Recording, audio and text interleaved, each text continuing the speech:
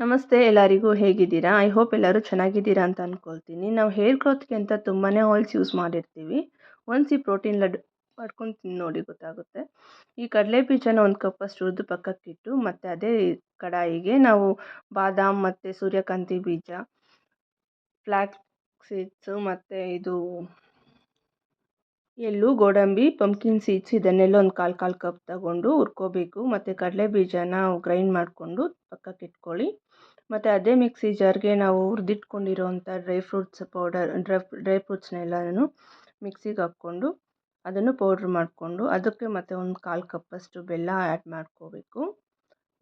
ಮಿಕ್ಕಿರೋವಂಥ dry ಫ್ರೂಟ್ಸ್ಗೆ add ಮಾಡಿ ಅದನ್ನು ಚೆನ್ನಾಗಿ ಗ್ರೈಂಡ್ ಮಾಡಿಕೊಂಡು ಆನಂತರ ಅದನ್ನು ಮೆತ್ತಗಾಗುತ್ತೆ. ಅದನ್ನು ಲಡ್ಡು ಥರ ನಾವು ರೌಂಡ್ ಶೇಪ್ಸಲ್ಲಿ ಮಾಡಿಕೊಂಡು ದಿನಕ್ಕೊಂದು ತಗೊಂಡ್ರೂ ಸಾಕು.